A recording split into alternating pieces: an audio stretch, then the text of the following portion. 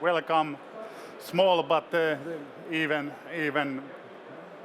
more enthusiastic crowd here today. So let's. I just checked with the gentlemen there turning the knobs that we do have a microphone as well, so we can make it more of a dialogue since we're not that many. I'm Jan Mikkos, coming from Nixu, nowadays a DNV company. So we are part of a bigger DNV group. Combined, we have now more than 500 cybersecurity professionals in 11 countries, predominantly in the Northern Europe. And we do a very end-to-end full suite of cybersecurity services, but nothing else than cybersecurity services. Today I'm going to talk a bit about a concept, more or less, that we call the security fusion, which in essence puts the cybersecurity posture management in the very middle or center or at the heart of an enterprise's IT strategy, if you like. And I'll justify it a bit in the beginning and then go into a bit of the details of what it means towards the end. And I'll be sure to leave some time for discussion and questions as well. A couple of words about myself. As said, I'm Jan Mikkos. I'm heading our managed services service area in Nixu, and so in essence, managed detection and response, and also proactive security services like vulnerability management and posture management and extended detection response, etc., as you might expect from MSSP these days.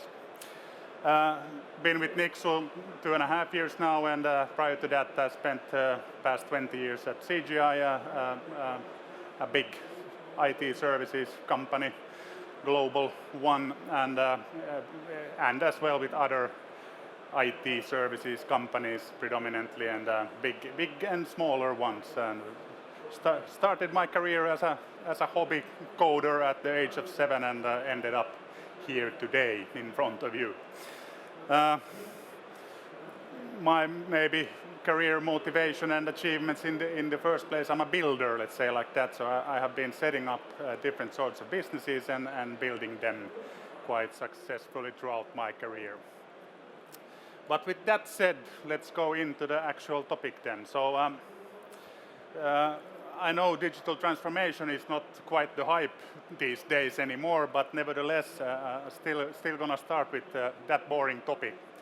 It, of course, it has been going on for a while, yes, and it has one goal actually in mind. So the enhanced productivity of the business, whatever it be, through implementing all sorts of digital or IT-based services and processes and so forth.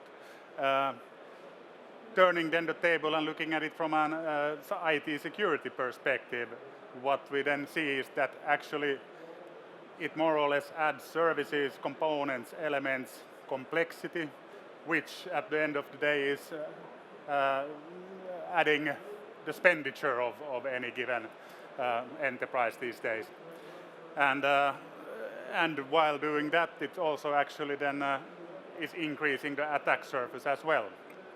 And all this combined, of course, means that as we are all, as an industry, more or less kind of pitching that, yes, you should manage and drive down your cyber risk, are we really, is my question then. And so if budget is going through the roof, attack surface is exponentially expanding, and risk isn't really decreasing, then we're doing clearly something wrong, right?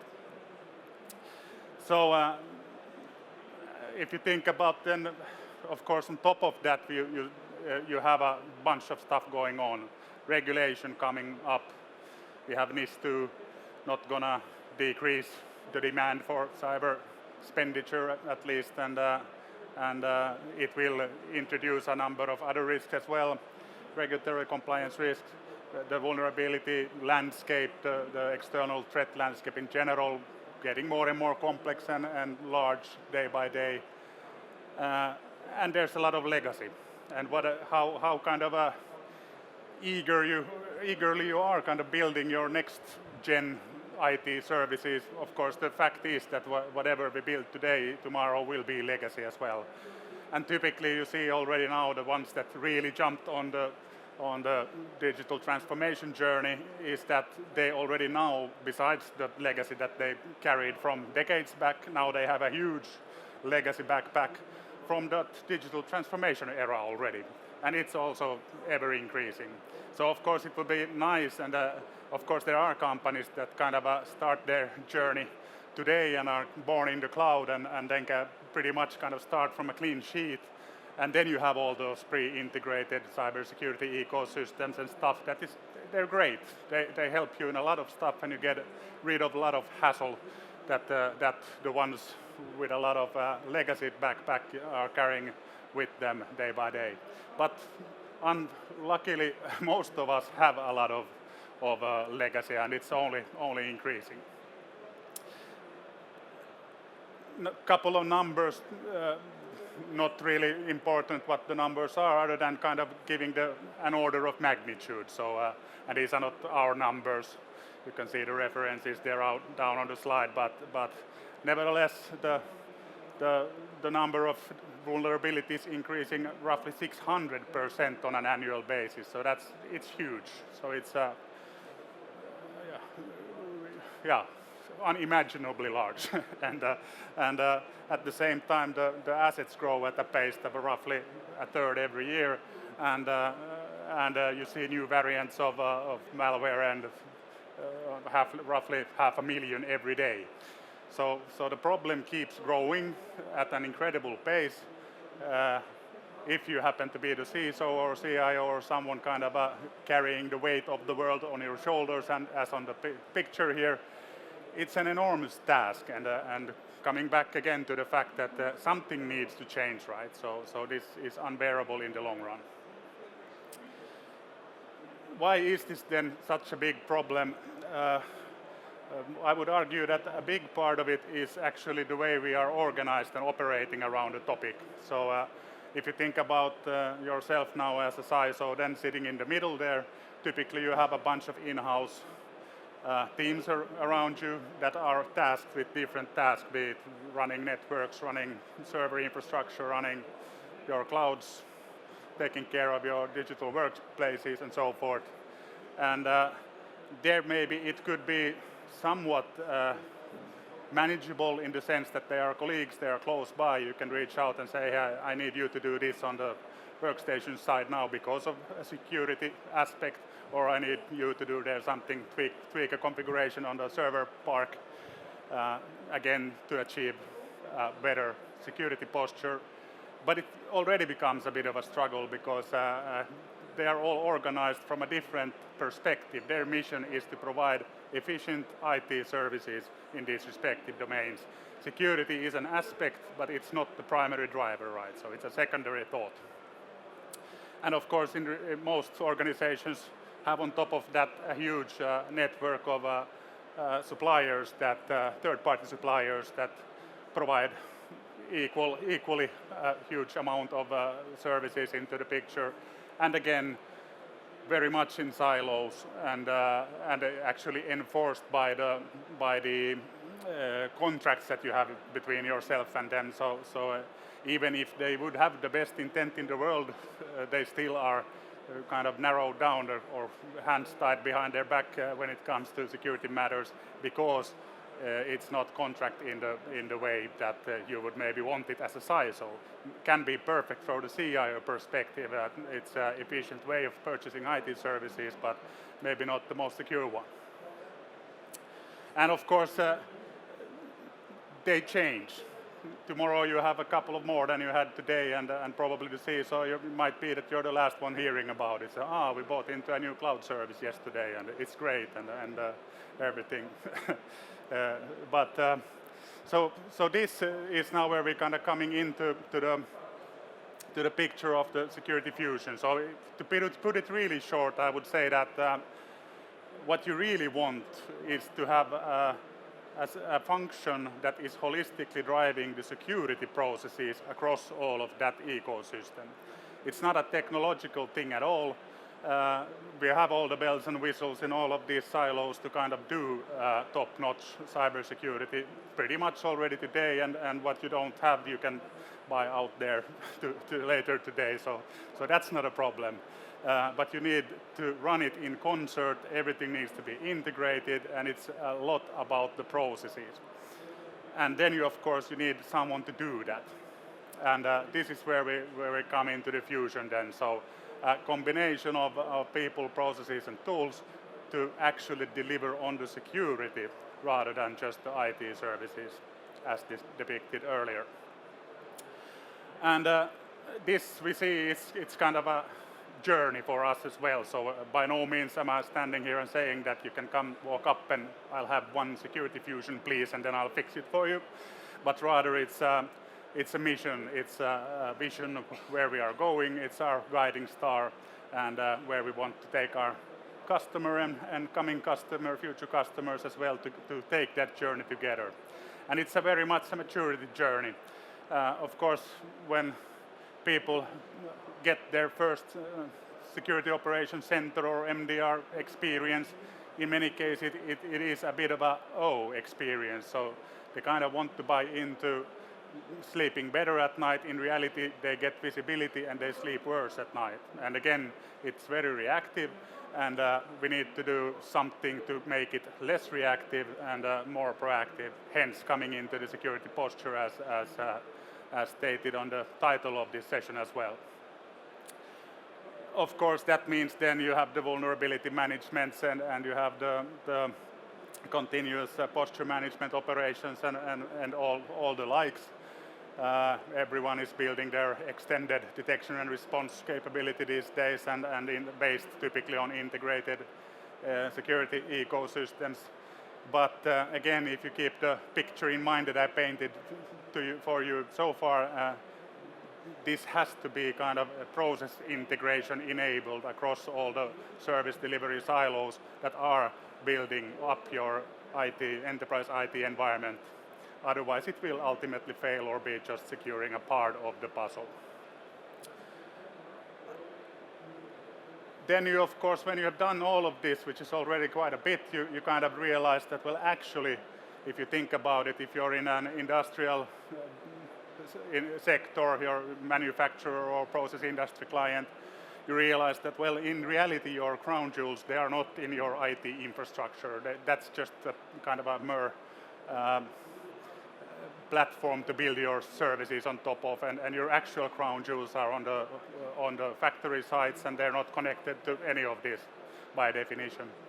And hence you need to address that as a separate topic. But again, it needs to be connected to this from a process, policy, and so forth perspective.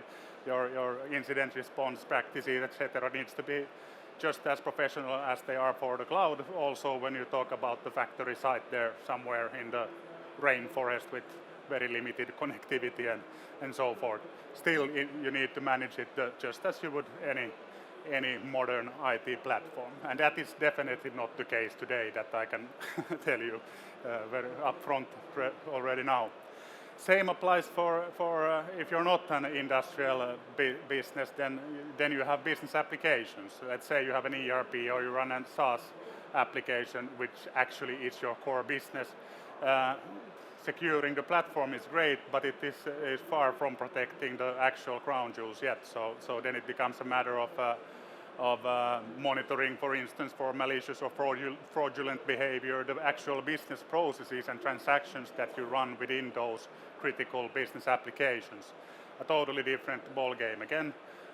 From a processes and tooling perspective, it's very much the same practices that you need, but you need to build it kind of ground up again to make sense and integrate into the overall cybersecurity ecosystem again.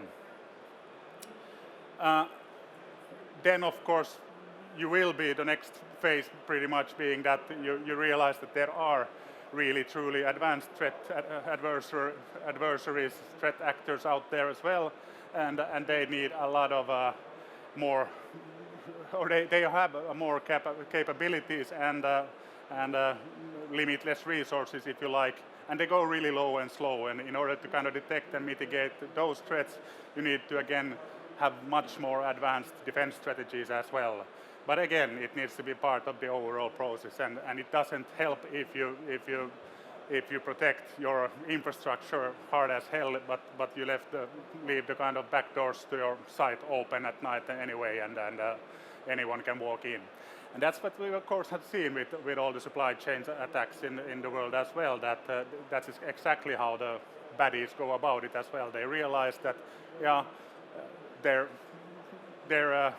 cloud infrastructure is very hard, and yes, but if you can enter it from below the kind of a tenant environment in the first place, then it's game over. There's not much you can do as a cloud tenant if the cloud hoster has been breached from the very ground fundaments, if you like.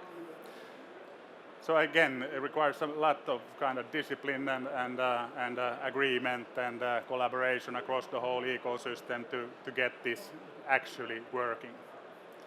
And thus, the kind of end game, as we see it, is that it becomes a matter of process integration more than technical integration that you need to achieve in order to be efficiently securing your whole IT ecosystem, containing also both internal and external service providers and everyone involved in the soup, if you like.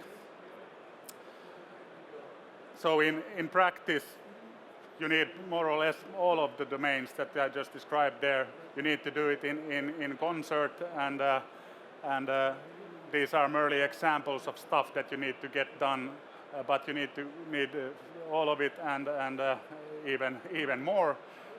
And the hard thing really is then to have the capability to actually implement all of these integrated to each other, not only the services that your MSSP is providing or your in-house teams are providing, but rather in concert all of them needs to be operated as one integrated process, the security process. And that is a really tough task for all of us.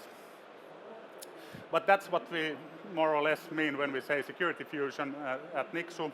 And you can of course read up on the topic and many other topics as well. Behind this QR code you will find our white paper and stuff on our even broader business resilience umbrella. But and of course you can find us at the booth if this caught your interest and you want to dwell on it a bit more. But as said, we have some minutes left as well here, so if you have questions or comments or whatnot, then I'll be happy to. Oh, you're still shooting. Sorry. But yes, any thoughts, questions, comments?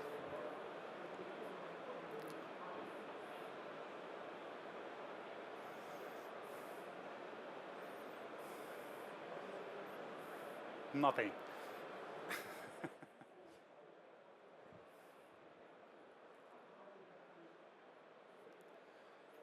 If not, then I thank you and happy to have you here and come talk to us at the booth, and until next time.